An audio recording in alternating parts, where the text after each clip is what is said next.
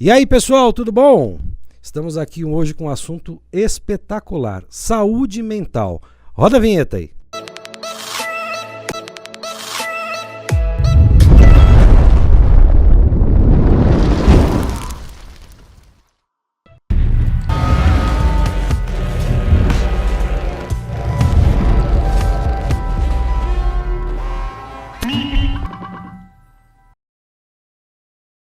Legal, legal, voltando dessa brilhante vinheta. Olha, tá vendo? Já é um transtorno de personalidade narcisista. Estou aqui com a doutora Aline Sabino, psiquiatra. É isso? É isso mesmo. Legal, muito prazer em recebê-la, doutora. Muito obrigado por ter vindo, tirado de uma rotina até meio frenética, né, para vir falar um pouco de saúde mental, mas eu acho que vai conseguir ajudar bastante gente. Sem dúvida, assim, acho que a pandemia intensificou bastante a nossa rotina, mas acho que era algo que já vinha em ascendência, né, no Brasil há alguns anos, com certeza. Legal, mas vamos pegar lá do começo, a Alininha, aquela menininha, pequenininha, lá com seus 7, 8 anos, porque ninguém imagino eu, que ninguém com 7, 8 anos fala serei psiquiatra. Ou já fazia? Não, eu acho que eu não sabia que psiquiatria existia, não sabia o que era saúde mental, imagina, nada disso. Mas foi pequena, não vou saber com que idade, que eu já falava que eu queria ser médica. Meu pai é médico, é pneumologista.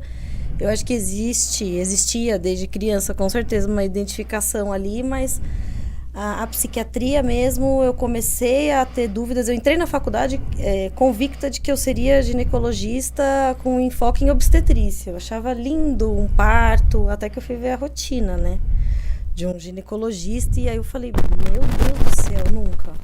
É mesmo? Não vai, assim, não dá. O estilo de vida, enfim, os tipos de patologias, eu não me identifiquei. E quando eu entrei no 5º ano, eu tive o meu primeiro contato com um paciente psiquiátrico, que é quando você começa a participar dos plantões em pronto-socorro, né?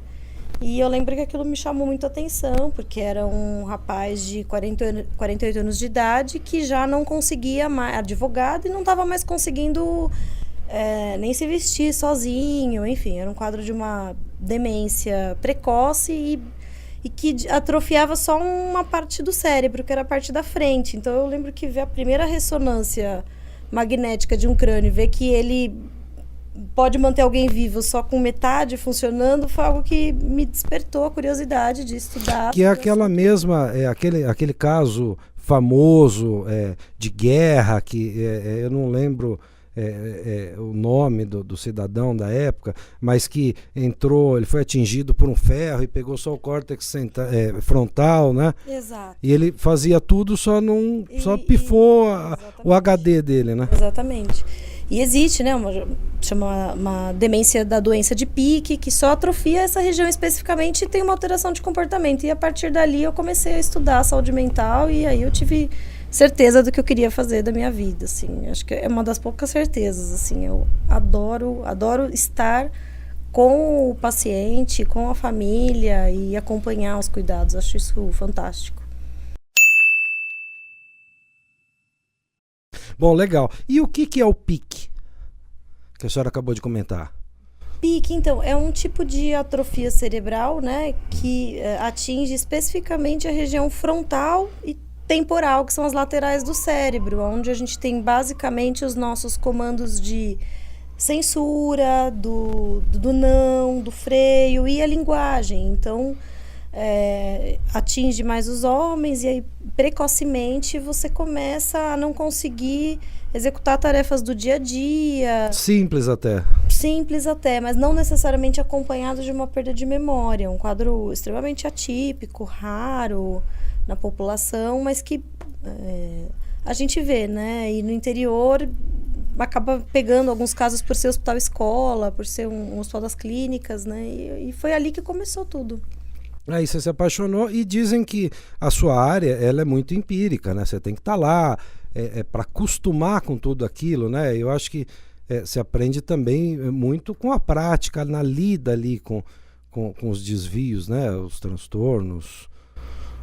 A gente vai tentando identificar, né, um padrão comportamental esperado de acordo com uma determinada cultura, uma história, uma região, e olha os desvios de que forma eles enquadram naquilo que a gente tenta classificar hoje, no que a gente chama de CID-10, né, que é a Classificação Internacional de Doenças. Mas é claro que a gente olha o indivíduo como um todo, porque existe uma mistura daquilo que é seu, biológico, e das experiências que você vem acumulando ao longo da vida e que podem distorcer o seu caráter de forma, às vezes, a atenuar algum traço de um transtorno mental ou intensificar, ou até mesmo ajudar a abrir um quadro realmente, né? De algum transtorno Mas assim, mental. o paciente, a senhora não é o primeiro... Imagina o seguinte, uma família lá, algum membro começa a ter um comportamento meio atrapalhado, e ele vai num clínico geral, vai no médico, depois de muita insistência, imagino que seja assim, mais ou menos a rotina, e passa pelo psicólogo, aí o psicólogo entende um pouco naquela consulta, e aí encaminha para o psiquiatra, é isso? Ou não é, eu estou falando bobagem? Não, sim, um dos caminhos é esse, e geralmente quando é esse o caminho, a gente já começa um pouco mais feliz o atendimento, porque a gente vê que já dá para subentender que é uma pessoa, né, falando do paciente, que aceitou olhar para si próprio, porque ele já está em terapia, e que ele está com um profissional, falando aí do psicólogo, que também entende a importância dessa parceria com o psiquiatra, né? Cada um... Existe uma rixa, porque, por exemplo, engenheiro e arquiteto, né? O pessoal não... mas o engenheiro, não sei o que, tem até as piadinhas, Olha, né? não me envolve em polêmicas. Não é que existe uma rixa, mas existe acho que um braço da psicologia, uma vertente, uma linha, né, da psicanálise que acredita que é importante que o paciente se sinta com angústia para que ele consiga querer sair daquilo, né? E existe uma teoria para isso tudo. Mas o que a gente enxerga na prática é que quando você trabalha em parceria, você consegue aliviar o que o paciente está sentindo, e isso é que vai proporcionar para ele falar sobre o assunto, olhar para aquilo tudo e entender o que ele precisa fazer para superar ou para lidar com aquilo. É muito ruim falar da angústia sentindo angústia. Então, por que não medicar para aliviar e fazer um trabalho em paralelo? Eu acho que esse conceito de que o remédio é para deixar bobo, é que você vai viciar e nunca mais vai tirar, isso tudo precisa... Você sabe que eu tenho essa cisma, assim, né? Eu acredito, colegas meus têm, né? Eu não preciso ir muito longe, eu vejo que os meus pares têm essa dificuldade, né?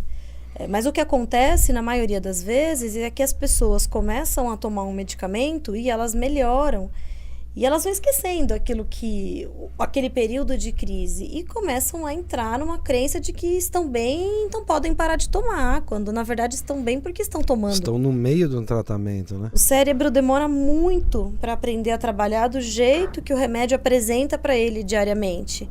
Então, o paciente, um tratamento de ansiedade, por exemplo, gira em torno de 2 a 5 anos de uso contínuo de medicação. E é comum no primeiro ano o paciente querer se dar alta, não é raro. Né? E aí ele acaba tendo uma recaída dentro de 4, 6 meses e cria essa analogia de que ele teve a recaída porque agora ele se tornou um dependente do remédio. Isso não tem o menor sentido, isso não é verdadeiro. Legal. Numa das nossas tentativas aqui de agendamento de data, eu achei assim até curioso. Mas eu atendo emergência. Mas o que é uma emergência psiquiátrica? Porque uma coisa, quando você fala em emergência, o leigo pensa o seguinte: alguém quebrou a perna, chega lá, o ortopedista está lá, alguém teve um infarto, o cara chega lá e tudo mais, né?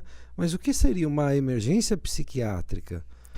As principais emergências hoje rodam em Doutor, torno... é suco, pode tomar, viu? Obrigada, vou tomar.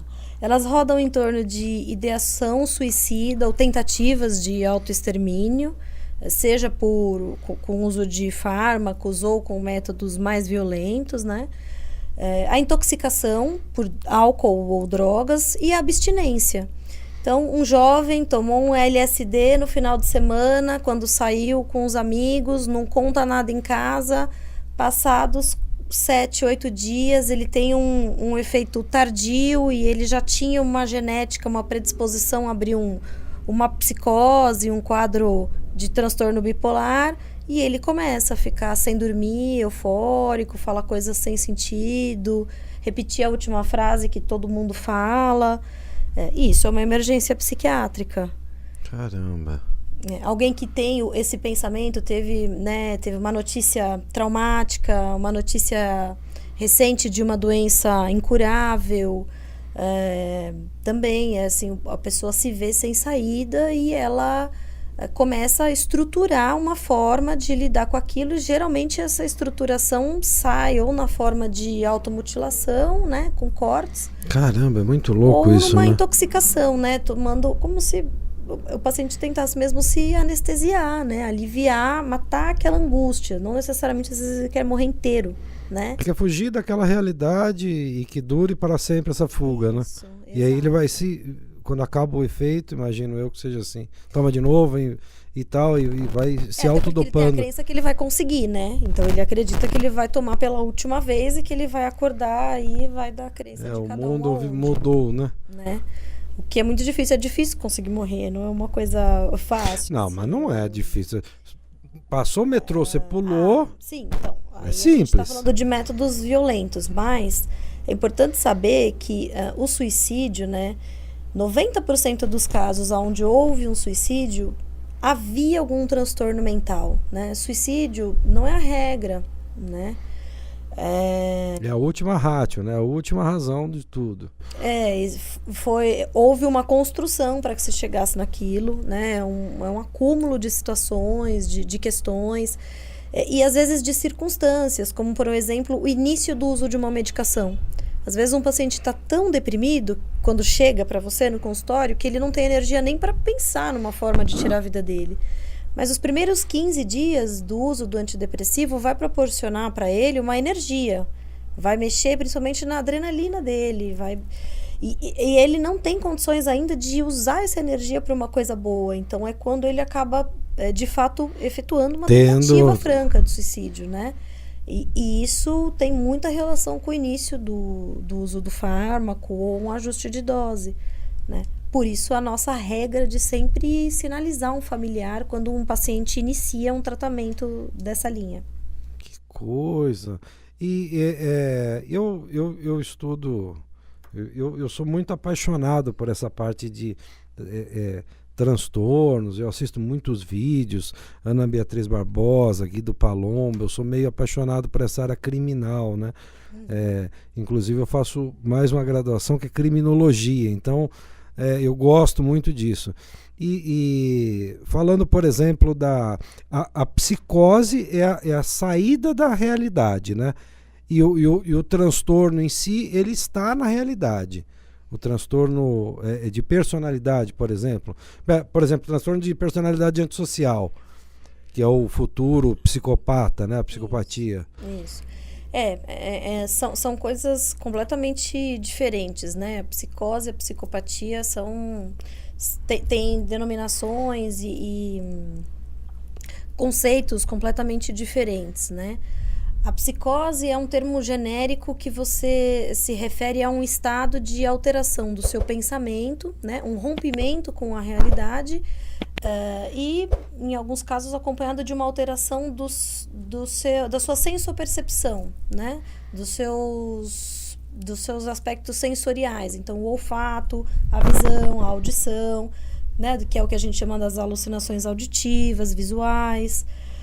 A gente divide o indivíduo em basicamente 3 instâncias, né? A gente diz que a gente tem 3 grandes grupos: os psicóticos, os neuróticos e os perversos. Isso sendo, né, de uma forma bem simples. Sim, claro. Nos neuróticos, a gente coloca o grande número de patologias do dia a dia. Então, na neurose estão os transtornos de ansiedade, está a depressão, são sofrimentos, são transtornos de humor que não fazem com que você rompa necessariamente com a realidade, né? Os psicóticos, esses sim, atravessam uma fronteira onde, para continuar presente, eles precisam de alguma forma romper com essa realidade. Não aguentam aquilo que estão vivenciando e, por N razões, abrem o quadro, né? Ou passam uma vida toda com traços psicóticos, assim, que a gente chama de subsindrômicos, que muitas vezes passa como o excêntrico da turma, o esquisito, o que senta no canto, o que só usa determinado tipo de camisa fechada, que detém determinados comportamentos. E a terceira categoria, que são os perversos. Aí sim a gente está falando daqueles que têm uma ausência de empatia com o próximo, geralmente vítimas de abuso ou de negligência na infância, no início da idade adulta, como que como uma defesa emocional eu crio um distanciamento desse sentimento positivo, afetivo que eu posso criar pelo outro, porque eu tive mas ele já não, o psicopata ele já não nasce assim, sei lá, fisicamente, neurologicamente, com essa falta de empatia? Ou não? Ou isso se cria? Então, sim, já existem algumas evidências de que o cérebro deles funciona de uma forma diferente no que diz respeito a substâncias como a testosterona e o glutamato, né? É a única coisa que diverge o cérebro deles do cérebro de um atleta, por exemplo, né? O atleta, ele por ter a atividade do glutamato ainda adequada, ele consegue ter empatia pelo próximo, mas ele busca também esse prazer, essa competição de uma forma saudável. Sim, sim. A desregulação disso é que acaba levando à psicopatia. Agora, a gente tem quase que, assim, no espectro autista, que a gente tem graus e graus, na psicopatia também, né? O grau mais intenso a gente chama do psicopata, os menos intensos são os sociopatas. E são as experiências que você tem ao longo da vida que vão estruturando a sua mente, né? São os insultos, então os abandonos, o bullying, a estrutura familiar caótica, o início precoce de contato com a sexualidade, contato com álcool, com drogas, com relacionamentos instáveis. Então, isso também determina o grau de psicopatia. Mas sim, a gente já nasce com uma determinada predisposição. Pontuando o que a senhora falou do bullying, claro, a senhora é muito mais jovem do que eu, mas na minha época de infância já existia o bullying, né? O negro era o negão, o gordo era o gordo, o careca, tal, e todos viviam pacificamente com isso. De uns anos para cá, isso parece que virou tudo é processo, tudo o que a gente pode caracterizar o bullying mesmo? E quando que ele rompe a parte de ser algo saudável, uma brincadeira sadia, para algo nefasto para quem está recebendo? Tudo aquilo que expõe de uma forma negativa, que destrói, deturpa, que usa como referências, né, aspectos físicos, né, características, a diferença de características num país onde a gente tem uma miscigenação absurda. Mas sempre tivemos. Sempre tivemos, mas a forma com que você utiliza disso para classificar uma pessoa e a repetição disso acaba tornando esse comportamento tóxico também para o outro. É como a diferença entre o estresse e o estresse tóxico. O estresse é bom? É o que faz você todos os dias pensar que você precisa produzir, trabalhar, render. Só que quando você entra obsessivamente nisso, você acaba adoecendo disso. Então, eu entendo que o conceito de bullying é você deturpar o outro, né, destruir características, utilizar de forma negativa, aplicar referência e julgamento em cima de características, de traços que você não deveria fazer, e a intensificação disso à medida em que você percebe que aquilo é uma fragilidade do outro, né, a sua repetição. Porque a gente às vezes faz algumas brincadeiras e percebe que aquilo não pegou bem, e a gente para, né? Se a gente cuida do nosso senso, se a gente tem boas referências, a gente vai se organizando, entendendo que aquilo não é saudável, não é positivo. Agora, o tempo e o acesso à informação, né, são os principais responsáveis por isso que a gente vê hoje, tanto nessa banalização do termo, né, quanto inclusive no aumento da prática, né? Antigamente você não conseguia, não existia tanta oportunidade de disseminação de ódio e de contrariedade como você vê hoje em redes sociais, né? E como a gente pôde ver durante a pandemia. A senhora acha que essa facilidade de eu me esconder é assim, eu não estou ao seu alcance, então é mais fácil te ofender? Sem dúvida. Por isso que aumentou a quantidade de episódios de violência agora, que os cursos e os trabalhos, enfim, voltaram a ter a modalidade híbrida ou presencial. Né? O primeiro que você disseminar informação agora pela internet encurta muitos caminhos, né? E a internet te coloca numa pressuposição de que você vai ser visto, atendido imediatamente, e de que rapidamente você forma o seu... Apesar de ter lá quem vem contra, você forma seu time, né? E a gente tem isso instintivamente na gente. Não é à toa que você não vê pessoas de torcida organizada brigando sozinhos, né? As pessoas não vão brigar sozinhas, elas combinam as equipes antes. Porque é no inconsciente coletivo que eu consigo manifestar o máximo da minha violência, da minha agressividade. Mas porque eu acho que aquilo não vai exatamente... Eu não vou ser descoberto, eu não vou ser... se eu for punido, eu não sou sozinho, eu preciso de uma muleta, né? Exatamente. E um se apoia no outro. Existe também a confiança na falta de punição, né? Acredita-se sim que é um território de uma terra de ninguém, né? E principalmente que eu tenho absoluto controle da hora que eu quero parar, que eu quero desconectar, sair, não entrar mais em contato com aquilo. E a senhora acha que isso, o jovem hoje, as novas gerações, por exemplo, eu tenho um filho de 20 anos, e eu percebo assim, é muito diferente o contato que a gente tinha com as pessoas hoje, com o contato que eles têm, claro, porque é tudo virtual. Esses dias um primo dele tava lá todo assim, aí ele veio comentar comigo, não, meu primo tava conversando com uma moça e ele gostou dela. Falei, poxa, legal, né? E ela? Não, ela é lá de Salvador. Falei, cara, ele tá louco, ele tem 16 anos, ele nunca vai para Salvador, pelo menos nesses próximos 2 anos ele não vai.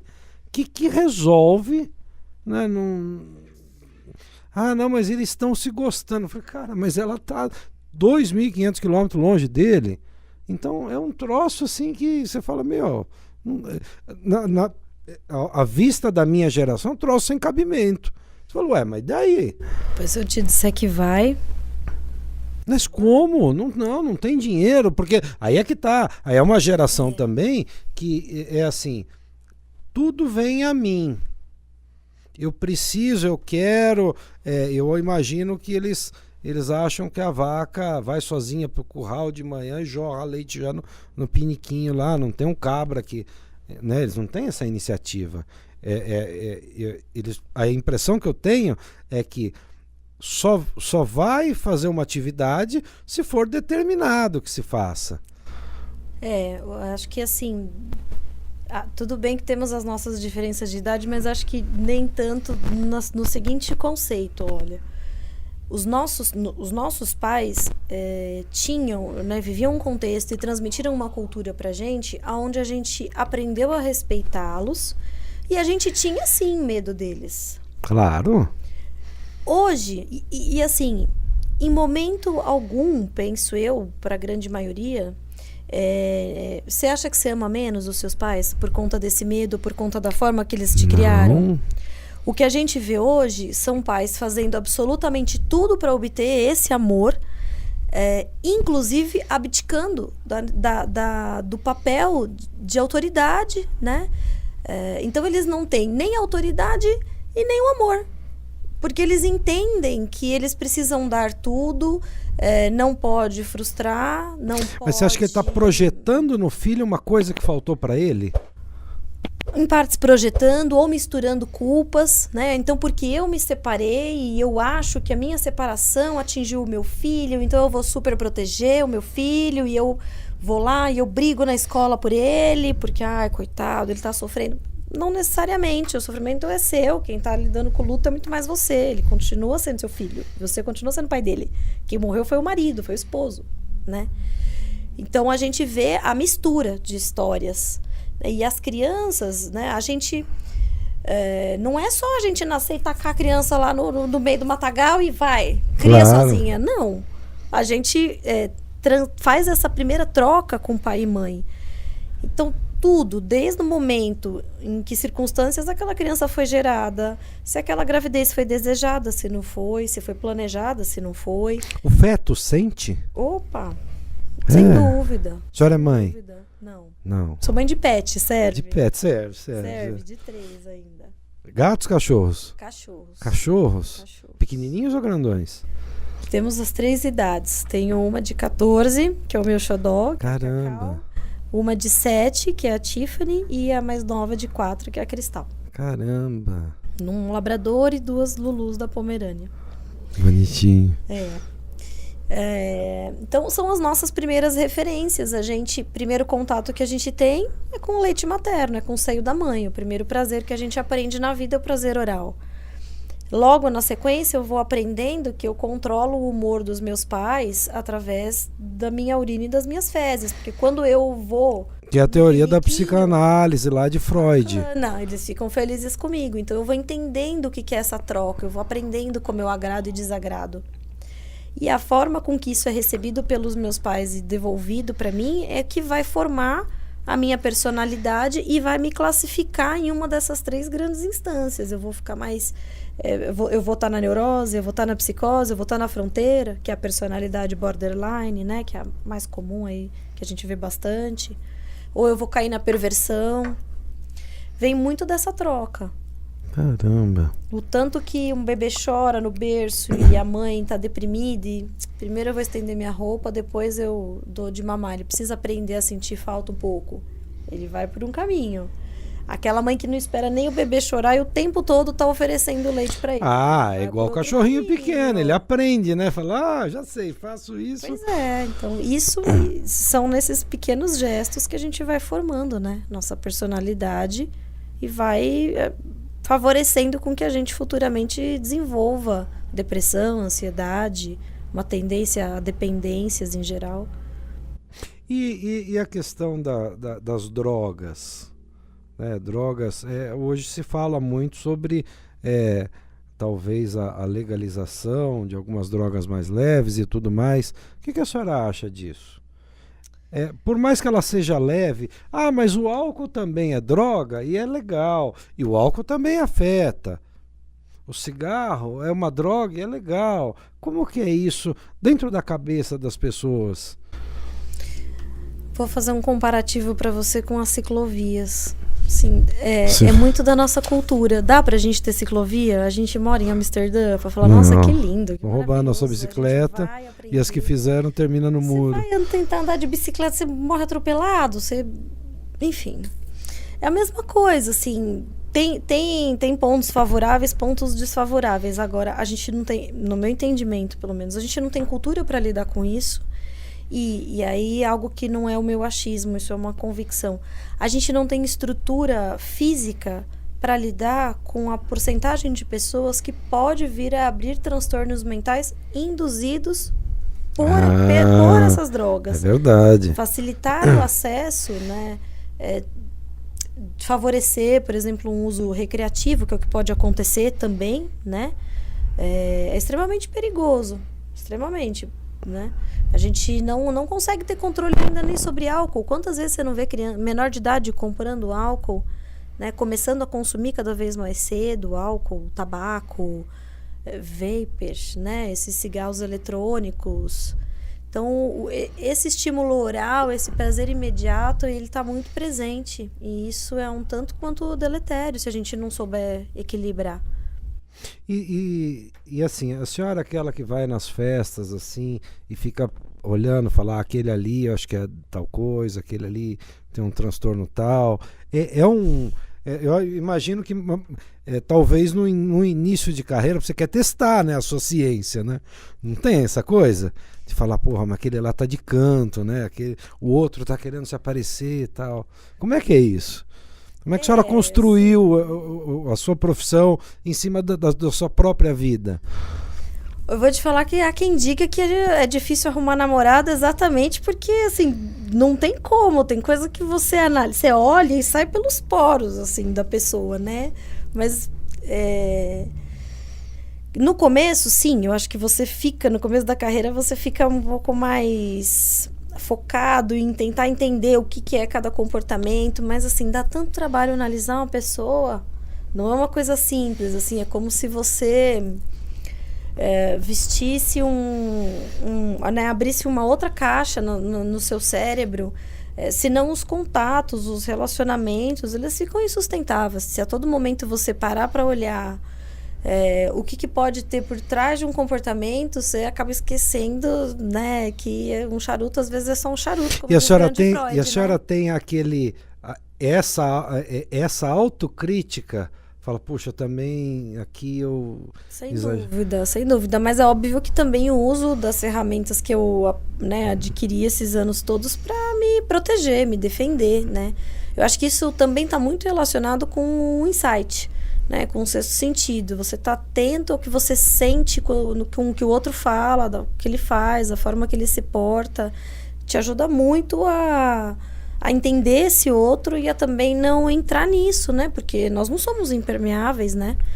Então, às vezes, você percebe que a sua história se cruza com a do outro, você percebe que sentimentos são semelhantes. Essa é a importância de você sempre fazer psicoterapia também, buscar supervisão dos seus casos, para que você consiga manter uma neutralidade nos seus atendimentos, que você tenha um espaço para discutir os comportamentos, as personalidades humanas, e não ficar aplicando isso nos seus relacionamentos do dia a dia. Senão você fica uma pessoa muito... porque eu imagino, por exemplo, o médico em geral, seja lá qual a especialidade, cara, ele tem uma carga muito grande de tudo. Vou imaginar o cara que atende lá no PS, o cara do serrote lá, você quebrou a perna, você vai lá. Então, mas num dia de trabalho, são várias pessoas, né? Vários infartados, várias pessoas querendo se suicidar. Então, eu acho que isso cansa também, não cansa? É assim, te deixa fadigado emocionalmente. Cansa. Acho que precisa existir um certo treino também para um distanciamento saudável, né, dos seus sentimentos, das suas emoções, mas que não interfira de forma alguma no cuidado, na assistência e principalmente no acolhimento que o outro vai precisar, né? Eu acho que, falando principalmente aí de saúde mental, mas na medicina como um todo, a gente não trabalha quando a gente quer, a gente trabalha quando o paciente precisa da gente, né? Quando ele está com um pensamento suicida, quando ele está olhando para o trilho do metrô, quando ele está travado num ataque de pânico numa BR, é que ele vai ligar e eu preciso de alguma forma, dentro do possível, estar disponível ou proporcionar para ele essa segurança, mesmo que não seja comigo, esse acolhimento, esse atendimento, né? Porque agora, a gente não é médico, né? A gente é médico. Sim. Porque eu fico... eu acho que pra gente, assim, que não faz parte da medicina, é muito complicado a gente entender exatamente a psiquiatria e a psicologia, porque você não está vendo, né? Não é algo palpável, né? Uma coisa é você entender, o cara infartou, abre o peito, estou vendo ali, aquela válvula parou. E de repente você está analisando um comportamento que você não está vendo. Para a maioria dos transtornos mentais ainda é assim, né? A clínica ainda é soberana, né? A sua análise, a sua entrevista, a entrevista com os familiares, o antecedente, né? O histórico do indivíduo, é o que acaba determinando a sua linha de raciocínio, claro, somado a diversas escalas de avaliação que já foram desenvolvidas ao longo desses anos e utilizadas nos estudos científicos. Isso norteia o seu diagnóstico, mas também existem várias baterias de testes, né, que nos ajudam a entender, a destrinchar melhor as diversas áreas do cérebro, sua atenção, sua linguagem, sua memória, sua percepção, autopercepção, percepção do ambiente. E falando de alguns transtornos, como por exemplo o Alzheimer, a gente já teve evolução, né? Qual que é a diferença do Alzheimer para demência? Uma coisa é você ter a doença de Alzheimer, né? E outra coisa é a demência na doença de Alzheimer. A doença de Alzheimer é o acúmulo de uma determinada fibrina, de uma proteína no cérebro que vai fazendo com que as conexões cerebrais vão diminuindo. Isso, né? inclusive, muda a foto do cérebro? Não. Muda, porque ele vai retraindo, né? Ele vai retraindo e aquela borboletinha do meio, que a gente costuma ver preta, ela tem um aumento compensatório, né? Ter as lesões ali, ter esse acúmulo do que a gente chama de placas beta-amiloides, né? Que é a proteína envolvida ali na doença de Alzheimer, não significa que você tem os sintomas, que você tem o prejuízo de memória recente, que você tem o discurso repetitivo, que você vai desenvolvendo a dificuldade de cuidar de si próprio. Então, essa é uma diferença importante. Mas significa que você futuramente vai desenvolver ou não? Não necessariamente. Você pode ser portador da doença e às vezes o quadro se desenvolve numa idade tão tardia que a gente também está falando de uma demência senil, de um envelhecimento dentro do normal. Ser portador da patologia não significa que vai abrir o quadro. E a demência? A demência é quando você já tem a manifestação dos sintomas. Aí você tem a manifestação do prejuízo de memória recente, das falas repetidas. E não necessariamente precisa ter essas plaquinhas na foto. Não, aí você tem. Tem. Você tem. É que a degeneração, né, ela começa praticamente 10 anos antes de manifestar os primeiros sintomas. Então, para você ver a plaquinha lá naquela imagem, aquele cérebro funcionou de uma forma fraquinha por muito tempo, de uma forma silenciosa, insidiosa. Então, a gente não... Muitas vezes a gente faz uma ressonância de crânio, a imagem não é tão impactante, mas o paciente tem sintomas impactantes e vice-versa. Então, por isso que a gente fala que a clínica é que prevalece, né? É a minha testagem, é a minha interação contigo e outros elementos que a gente também usa, como o seu grau de escolaridade, a atividade acadêmica e profissional, o estilo de vida, que vão ajudando a gente a compor o que está se passando contigo. Caramba, hein? Que coisa, a gente nem imagina essas coisas, né? É muito comum, às vezes, a gente chegar... Eu acabei me especializando em psicogeriatria, né, posteriormente, e é muito comum chegar idoso para um atendimento com uma suspeita de um quadro de Alzheimer e, na verdade, é efeito colateral de algum medicamento. Você tira o medicamento, ele retoma a cognição. Ou era um transtorno depressivo, né, que o idoso ele acaba encurtando o repertório dele, né? Ele vai se fechando, se embotando, que a gente fala, ou fica mais irritado. É diferente do adulto jovem, que vai ficar mais melancólico, mais chorão. Não necessariamente precisa ser assim. E às vezes acontece um sintoma, né, que a gente chama de pseudodemência, que é um prejuízo daquilo que era o basal da pessoa, de QI, né, de eficiência intelectual, às custas do humor baixo, da atividade baixa de serotonina, de endorfinas em geral. E aí você entra com o tratamento e o paciente recupera. Você aplica de novo o teste de memória e ele recupera pontos na testagem. Mas assim, não é uma doença que regride. As pseudodemências, sim, assim, porque elas são causadas por algo que está causando ali, exatamente, entendi. Exatamente. Eu tive recentemente muito contato com isso. A minha atual sogra, ela, cerca de um ano atrás, quando eu comecei a me envolver com a minha esposa e tal, e eu falei para ela, escuta, a sua mãe está fazendo tratamento? Ela falou, não. Falei, mas por quê? Falou, porque é claro que ela tem algum problema, por conta de repetições, por conta de manias exageradas e tal. Ela falou, não, ela briga com os psiquiatras, ela vai lá, ela quer voar no pescoço do cara e aí não volta.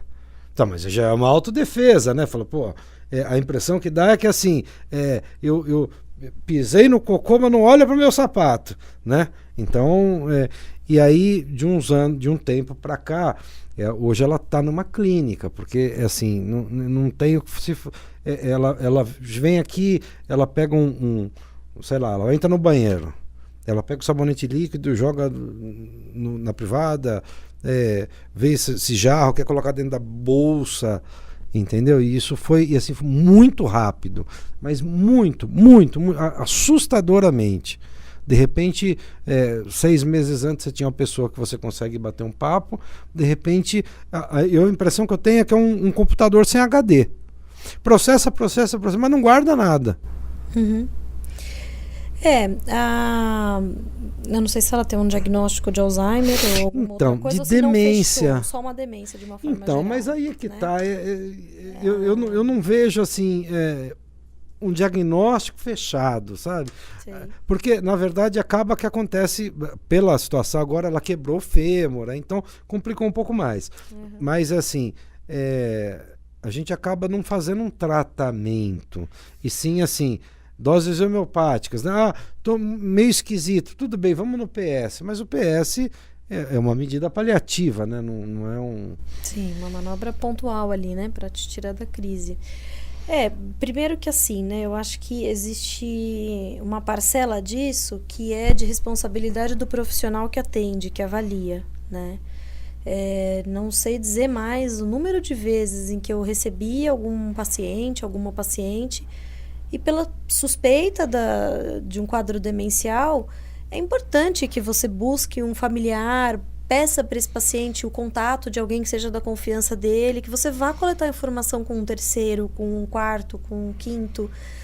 Nem sempre dá para você ficar exclusivamente valorizando, cuidando, né, preservando o sigilo médico, quando você percebe que você pode estar diante de uma situação onde o paciente não consegue ter crítica do que está acontecendo de fato com ele, né? Então, acho que esse é um ponto. Se houve a busca pelos profissionais, dependendo do tipo de sinal que é visto no atendimento, precisa existir essa busca desse contato com um familiar, né?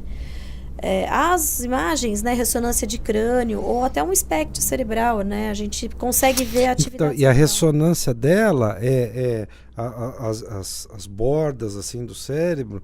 Uma das vezes que a gente foi no médico, tal, depois da ressonância, falou que ela tem um cérebro muito envelhecido. Assim, a partir dos 30 anos, o cérebro de todo mundo começa a envelhecer. Nossa Senhora. Dos 30 já Jesus era, né? Amado. O que faz evitar ou prevenir palavras cruzadas, colesterol, palavras cruzadas, triglicéridos, enfim, glicemia. Agora, além do tipo de atrofia, né, de redução, é importante saber que existem vários tipos genéticos da doença. Então, a gente vê, por exemplo, demências que pega só as mulheres da família. Ou demências que vai pulando, uma geração sim, uma não. Ou que pega só os homens da família. Então, que evoluem de uma forma mais agressiva, ou quadros mais arrastados. Via de regra, a gente fala que um quadro demencial, se for do tipo Alzheimer principalmente, ele vai evoluir dentro de 10 a 20 anos. Os primeiros 3 é a fase leve, o miolo disso ali, 5, 6 é a fase moderada, e na sequência você entra na fase grave.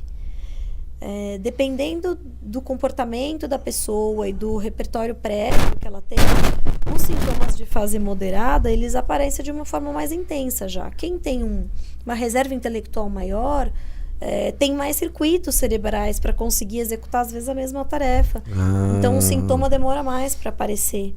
Isso é comum de ver, por exemplo, em professora, né? Pessoas que têm um nível de escolaridade maior. Já pessoas com nível de escolaridade menor acabam aparecendo com mais facilidade, né? E a variante genética, com certeza. A idade de início, né, é um fator bem importante. Quanto mais tardio, mais sutil... E o medicamento só vai retardar isso, né? Não vai reverter. Sim, ainda não temos cura para essa doença, infelizmente, né? Mas os medicamentos ajudam a retardar bastante essa fase de maior dependência de terceiros, né? A senhora não acha que isso, de repente, pode ser uma autodefesa do organismo? Assim, sei lá, vou citar um exemplo à toa aqui que veio na minha cabeça, mas fiz tanta cagada que depois o meu próprio, quando eu chego num ponto crítico da vida em que eu tenho pessoas que se espelham em mim e tal, puta, eu vou apagar tudo isso aqui e deixa eu viver em outro mundo. Pode ser algo assim, não? Olha, sim. Ou eu estou sim, muito não, louco aqui, a senhora já vai me receitar um não. Rivotril aqui. E aí, assim, vou falar muito com base na minha vivência esses 10 anos em hospital geral, né? Não vou falar com base em nenhum estudo científico, mas imagino que alguma coisa a respeito deve existir, sim. Não é raro a gente perceber algum paciente de uma idade intermediária para avançada, né? Que recebeu a notícia de um câncer, por um exemplo, e não demora muito, ele, na sequência, abre um quadro demencial. Parece, de fato, mesmo uma defesa psíquica, assim, é tão sofrido aquilo para mim. Acho que nem tanto talvez na ótica de, nossa, eu sou referência, Entendi. vou me desconectar. Mas às vezes eu vou fazendo o meu saldo da vida, eu vou olhando, eu vou vendo que aquilo foi tão ruim, tão difícil, tão pesado, tão negativo. Eu tô sabendo que eu recebi um diagnóstico que algo me diz que os próximos meses não serão então eu vou me positivos desligar, pra mim. Eu começo a me desconectar mais cedo, sim. Eu vou saindo dessa realidade devagar. Então, sim, existe. Um menor esse sofrimento, mecanismo. talvez, né? Ai, olha, eu confesso que se eu tiver que escolher pro fim da minha vida entre Alzheimer e Parkinson, Eu prefiro vou ficar com infarto. Alzheimer. Ah, sem dúvida, né? Que me leve logo, mas então me deixa esquecido e o resto cuidando, porque eu também ficar presa num corpo, não me mexer, mas entender tudo que tá ocorrendo, eu, Aline, teria muito mais dificuldade. Então, prefiro um Alzheimer. É isso. Eu acho que é mais sofrimento para quem está em volta do que para si próprio, né? Sem dúvida. Eu tinha um senhorzinho que era muito amigo meu, já estava para lá de 85 e tal, e ele tinha um problema muito sério ele era acumulador, mas assim, em grau filme americano, sabe? E ele batia mó papo, assim, mas você sabia que ele não tinha ideia quem era você e tal, e não sei o que, e às vezes você falava pra ele assim, pô, legal, fulano, e como é que é meu nome? Ah, como é que é seu nome e tal? É muito interessante como eles disfarçam. Então, Sim. e era muito, e já se foi, infelizmente e tal, mas eu acho que ele não sofria nada, pra ele tava uma beleza o mundo. Exato, né? É muito comum esse cenário, assim, E é interessante que, assim, os esposos das pacientes com Alzheimer entram num nível de angústia muito grande em ver esse apagamento, né?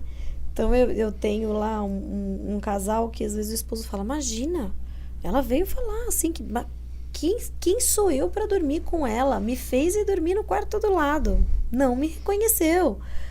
Ou se olhou no espelho e veio falar, imagina, tem uma pessoa aqui em casa. E era ela mesma. E a gente vê que existe um sofrimento, assim, quando o relacionamento foi positivo, né? Quando existiu um bom vínculo, assim, é sofrido de ver, né? A paciente está bem, para ela, ela não tem um sofrimento em cima daquilo, né? Mas o cuidador próximo, direto, às vezes não precisa nem ser esposo, filhos, enfim, sofrem muito, né? Eu conheci um caso assim também, que uma vez ela se acidentou, foi para uma clínica, ficou 3 meses lá para cuidar e tal, e ele foi junto, porque só eram os dois, não tinham filhos e tudo mais, e eu fui lá visitá-los tal, e um outro amigo nosso foi visitá-lo, tava ele e a esposa, e ela falou assim, nossa, falou para a esposa desse outro amigo, falou, nossa, ele é bonitão, né? Ele falou, ele é bonitão, tal. Ah, eu acho que eu queria casar com ele. Ele falou, escuta, mas você é casada? Ela falou, eu? Mas como? Com quem que eu sou casada? Com aquele ali. Não sou casada. Aí você fala, porra, imagina o marido, né? É isso o outro senhorzinho também, então que coisa louca, né? É isso aí. Por isso, assim, a importância de criar uma rotina, né, para esses pacientes. Eles se beneficiam muito de rotina. Por isso que em muitos casos as instituições de longa permanência elas favorecem a evolução desse quadro. Acho que isso é uma outra cultura que a gente tem, né? Uma ideia do abandono. Eu vou colocar numa casa de repouso, nossa, parece que eu não quero cuidar, eu tô largando. E isso não é verdade, né? Porque no nosso dia a dia é muito difícil você largar, ter todo o controle do ambiente, né? O horário sempre o mesmo horário de remédio, de comida, de treino de memória, de atividade física, de banho. E essas instituições, elas são preparadas para isso, né? Existe esse treinamento.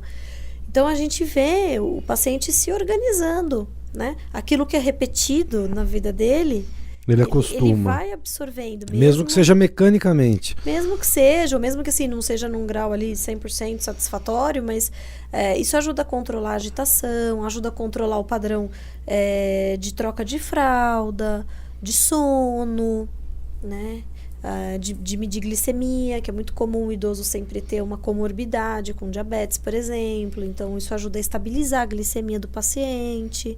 A gente nessa rotina doida, um dia chega em casa às 9, outro dia às 11, outro dia às 5, um dia pede pizza, um dia come salada, outro dia não come nada. É verdade. Não tem, como é que você vai cuidar de alguém? Não tem jeito, tudo, né? Então, não aqui fazendo uma apologia a institucionalizar as pessoas, mas saber que em muitos casos, em uma determinada fase da doença para frente, é importante considerar essa possibilidade, sim, como algo... A senhora alguma vez atuou em algum hospital público? Ou atua, sei lá? Atuei durante a minha residência, né? E nos meus primeiros anos de trabalho em Marília. Logo que eu me formei, eu não voltei direto para São Paulo. Mas a senhora é natural aqui de São Paulo, não? Eu sou daqui de São Paulistana. Paulo. Sou paulistana, sou da Zona Norte. E de repente foi para Marília. Calor do lado de Echaporã.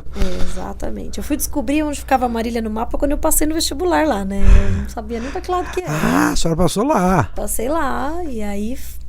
Hoje eu falo pra minha mãe como que ela teve coragem, porque eu lembro quando saiu a lista eu ainda tinha 17 anos. Eu falava, gente, vou morar sozinha. E aí? E aí tem aquelas repúblicas e tal, né? Aí assim, eu não tinha dimensão que eu estaria criando uma das melhores memórias que eu tenho hoje na minha mente, no meu coração, que os primeiros meses meus morando em Marília, meu avô foi morar comigo. E eu acho que, né, por ser uma referência muito importante para mim, né, uma pessoa que eu amo demais, estar com ele ali naqueles primeiros meses é algo que me ajudou muito na adaptação, né, da cidade. E a cidade é uma delícia também, né? Não demorou muito, eu já não queria voltar mais no final de semana. Você gosta de música caipira? Eu gosto. Lá de Marília tinha uma dupla muito famosa chamada Bel e Caim. Chegou a ouvir falar, não? Não. O Caim tá lá ainda. Ah, é? Tá lá em Marília. Doutora, e o toque? Transtorno obsessivo compulsivo. Um transtorno muitas vezes limitante, né? Que a pessoa, por ter vergonha dos seus rituais, dos seus comportamentos, costumam esconder, né, os sintomas. É difícil às vezes a gente fazer um diagnóstico, conversar sobre isso já no primeiro atendimento. O paciente ele tem uma certa crítica de que aquilo é fora do padrão, de que aquilo é anormal, então ele... Mas ao mesmo tempo ele não consegue deixar de fazer, né? Ele vai virar a caneta para lá, sei lá, vira a caneta para cá, né? Fica... Não sei. Existem algumas subclassificações, né, dentro do grande termo, né? Existem pessoas que têm um padrão mais obsessivo, então elas ficam mais na repetição do pensamento, e o padrão mais compulsivo, onde eu não resisto àquela dúvida, aquele pensamento, e vou lá e tenho a compulsão para aliviar essa primeira angústia, né, da obsessão. E os mistos, que manifestam igualmente... Então, o realizar daquilo é como se ele estivesse tomando um copo de água com sede. Ele vira a caneta para lá, ele... Sim, mas mesmo já tendo matado a sede, ele tem uma crença de que se ele não repetir aquilo, algo de ruim pode acontecer, alguma situação catastrófica vai ocorrer, então ele tem que repetir aquilo. Meu, que coisa louca. E a senhora, nesse período que a senhora atuou lá no hospital público, na residência e tal, teve contato com muitas pessoas presas? Porque o hospital público vão lá os presos. Eu tive um pouco mais de contato quando eu passei pelo setor de álcool e drogas do CAPS. Acho que os meus principais contatos foram na emergência, né? Como a gente faz muito plantão de pronto-socorro lá na minha residência, lá fazia, né? Na residência em Marília, a gente via muita pessoa intoxicada ou em abstinência, E depois nessa outra modalidade de tratamento, que é um tratamento semi-intensivo, né? Onde saiu ali da internação fechada e vai dar continuidade num tratamento no CAPS. E aí, uma vez por semana, eles pegam os detentos e levam para fazer o atendimento ambulatorial no CAPS. Então, eu lembro que uma vez na semana a gente não agendava outros pacientes e deixava só para atendê-los. Mas aí, teoricamente, se ele passou um período lá interno, desintoxicar, ele já desintoxicou, ou não? Às vezes sim, né? Mas sempre que a gente tira uma substância, aparece alguma outra coisa no lugar, né? Então é difícil você desintoxicar e pronto, tá tudo bem, tá liberto, pelo menos desse vício, né? Dessa prisão especificamente. Então a gente acaba tratando as sequelas disso, né? A depressão, a psicose, a ansiedade, o estresse pós-traumático, dependendo do que ocorre com ele ali dentro, enfim. Então, e se fala muito hoje da questão do sistema prisional, que não existe uma ala específica para tratar os doentes mentais, né? Não os psicóticos, os que estão babando, né? Mas os psicopatas, e aí se você coloca todo mundo junto, e em algumas entrevistas que eu assisti, a impressão que dá é que os psicopatas, por exemplo, a ausência, né, da questão límbica, são os caras que são os chefes, né? São os que organizam tal, e isso se torna um problema público, né? Ah, sim, com certeza. Até para cometer, né, esse tipo de ato, para estar ali, né, classificado em algum delito, algum desvio de caráter, possivelmente você tem, né?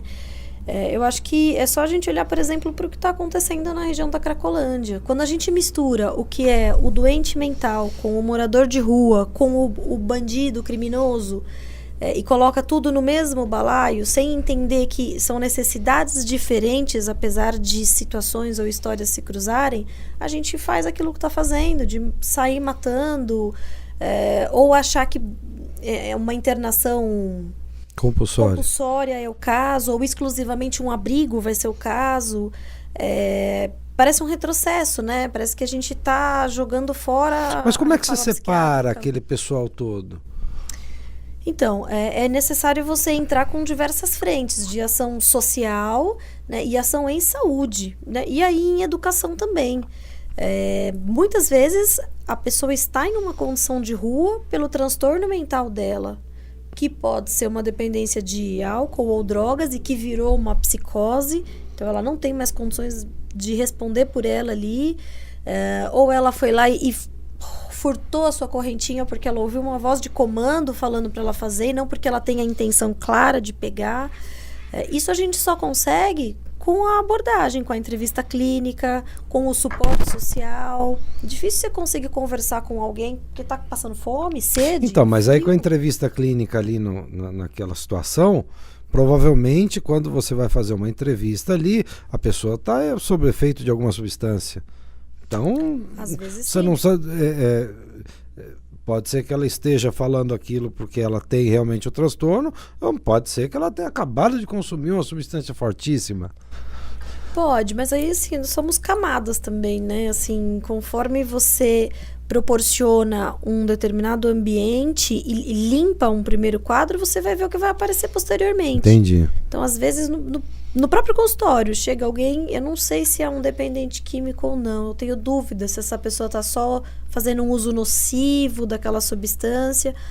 Eu não vou conseguir saber naquele momento. É a forma que até ela porque, se comportar. teoricamente, ela vai te mentir. Ah, sim, a primeira característica, mentira, né? Manipulação dos sintomas, sem dúvida. Infelizmente, o paciente ele senta um pouco predisposto a mentir para você ou a minimizar alguns sintomas. É muito difícil, né? Você abrir sua fragilidade, né? Seu lado sombra para alguém que você está começando um vínculo, né? Acho que o atendimento em saúde mental tem esse detalhe, né? Ele pressupõe a confiança, né? O vínculo. Se você não confia, A gente vê isso, por exemplo, no pagamento. Às vezes o paciente, por N razões, a gente... a secretária está indo embora, você pode já deixar pago? Não, vou pagar depois da consulta. Isso te suscita reflexões, assim, de...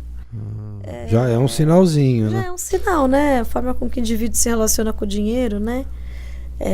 E aí você para pra pensar, poxa, é uma relação de confiança. A hora que você estiver se sentindo sem saída... Ou seja, aquele vai cara me ligar, lá você vai não vai- precisar de você não vai 200 fazer consultas para pizza. começar a te falar alguma coisa. Ele não confia. Pois é. Ou ele quer discutir com você a sua forma de trabalhar. Então você fala, não, olha, eu só posso fazer a emissão de um recibo referente a esse atendimento, não posso emitir 2. Não, mas eu quero 2. Não, mas olha, minha contabilidade exige que não posso. Não, mas eu quero. Ou assim, é muito comum isso, né? Mas eu não tenho direito a um retorno?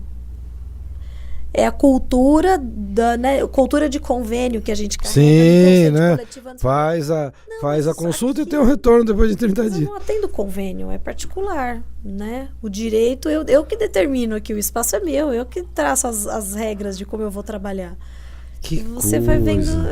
esses traços, né, do indivíduo, vão mostrando muito essas nuances. O que é doença, o que é caráter, o que é o meio de vida dela, o que foram as circunstâncias que levaram aquilo.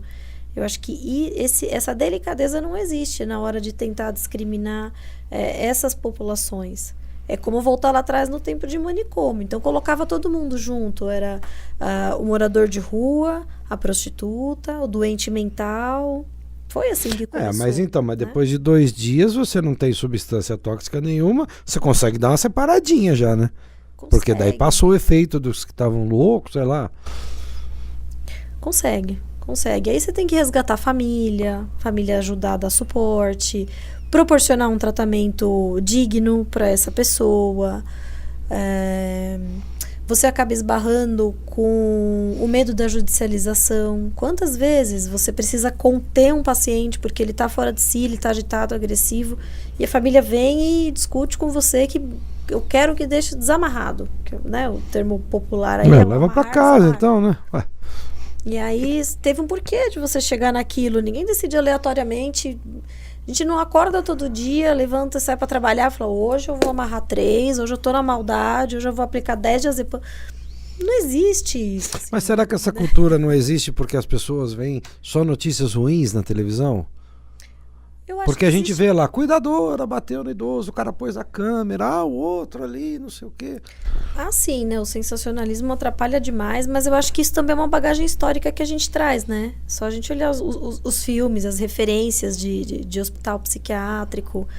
Eu acho que uma coisa que mudou muito. Funcionava aquela recentemente- época do choque?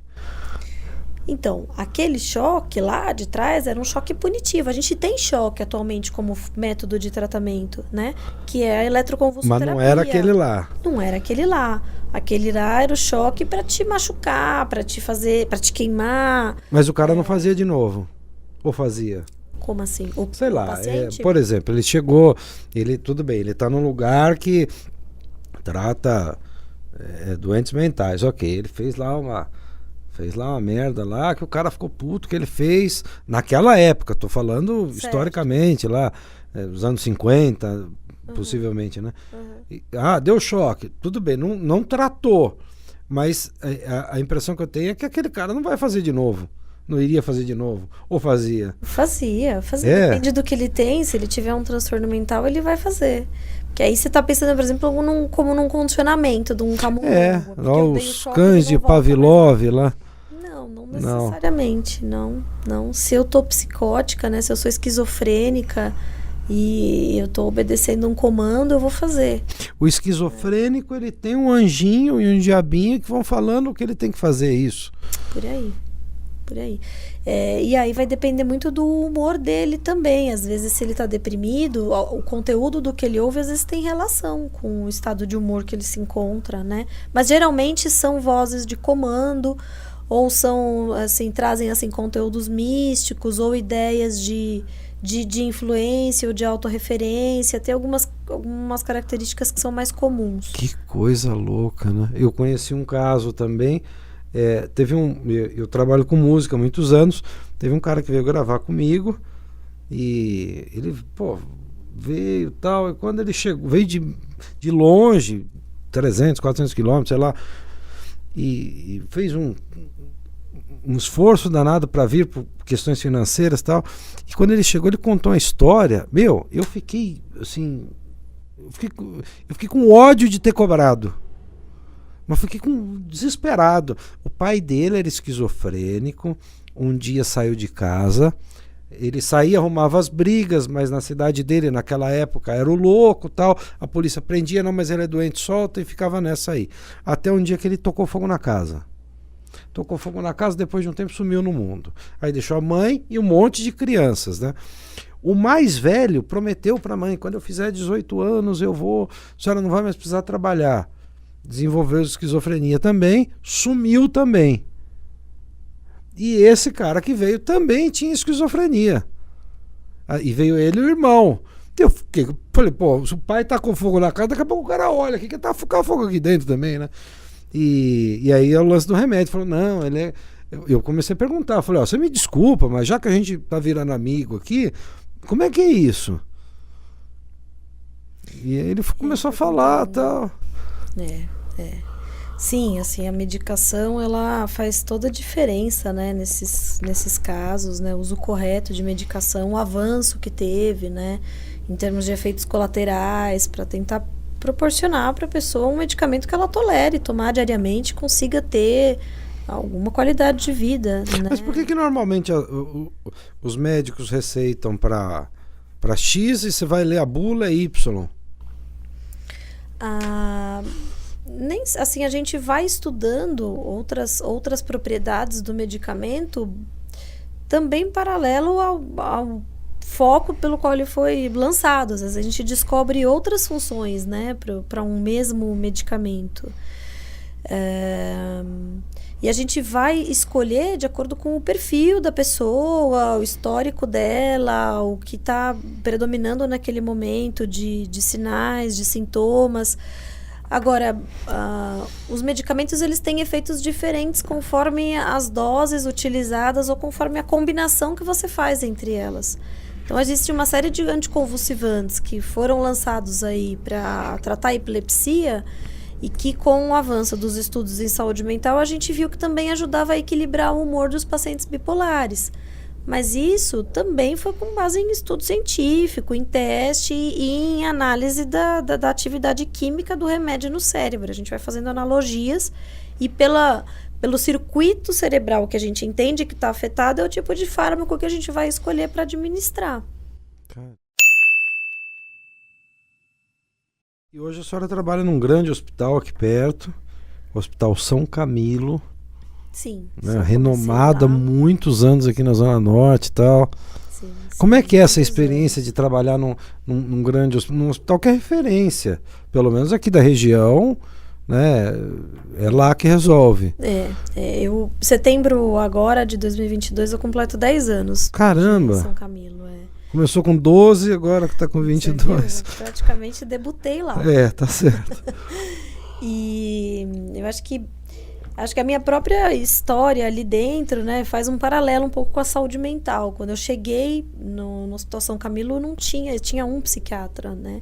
Eu cheguei para substituí-lo, porque ele queria tirar uns dias de férias, de descanso. E na ocasião ele era responsável por 2 unidades São Camilo. Que é o Pompeia e o Santana. Ipiranga e Santana.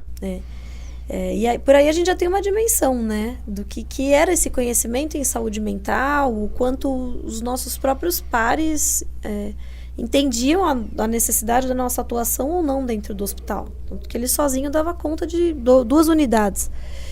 E eu entrei um pouco de sopetão, porque logo... Mas ele dava conta ou a estrutura da época entendia que ele dava conta? Acho que as duas coisas, né? Principalmente pelo estilo de tratamento, de abordagem que é feita dentro dos hospitais gerais, né? A gente trabalha ali dentro num modelo que se chama de interconsulta.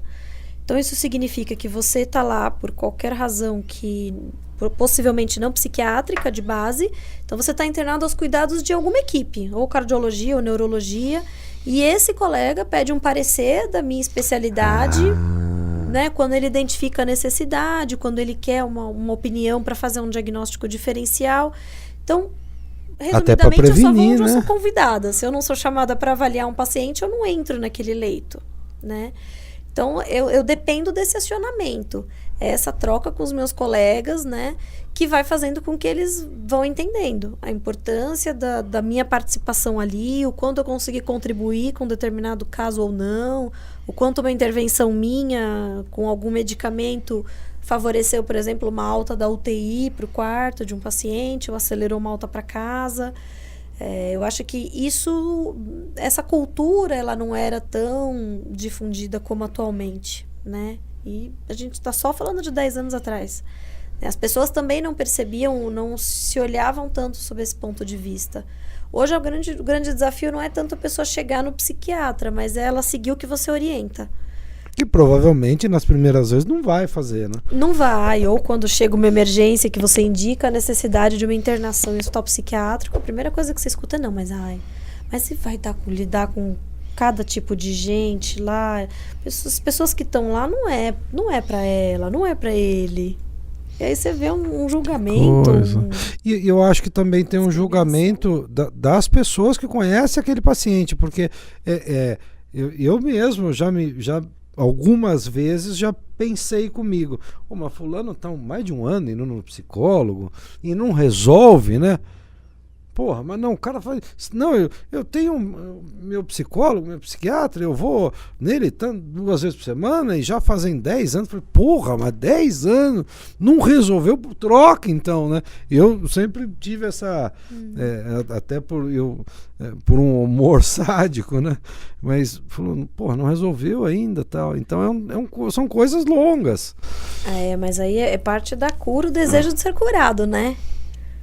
Então, muitas vezes é aquele defeito, é aquela dificuldade que é o alicerce que me sustenta toda. Eu não vou querer resolver aquilo. Então, eu vou ficar não 10 anos, eu vou ficar 50. Né? Às vezes é aquilo que me alimenta. Se você resolver, eu vou queixar do quê? A gente costuma ver muito isso no codependente. Né? Todo dependente tem um codependente. Dependência química é uma doença que não vem sozinha. Né? Você sempre tem um par que facilita o seu comportamento, que te ajuda a perpetuar aquilo. Normalmente é a pessoa mais próxima, né? A esposa, o filho, um irmão. Até por medo da repressão jurídica. Dependência, vamos falar de uma droga ilícita. De repente chega um ponto que a pessoa tem que optar ou por dar uma mãozinha, ou de repente aquela pessoa vai se encrencar com a polícia, tal, e isso acaba favorecendo? Não, falei besteira. Não entendi. Vamos lá. Vamos colocar um usuário de droga, sei lá, ok, droga ilícita. Vamos dizer que chega essa questão de dar uma facilitadinha. Talvez seja assim, olha, eu vou encobrir tal coisa aqui, porque se isso aqui vazar, pode ser que vire um caso de polícia, porque é droga ilícita. Tá. Pode ser pela substância em si ou pode ser pelas circunstâncias da vida. Então, você é dependente químico, eu tô casada com você e eu sei onde você esconde dinheiro aqui em casa. Então, se você começa a se tratar e fica sóbrio, você vai lá contar o dinheiro atrás da porta do armário.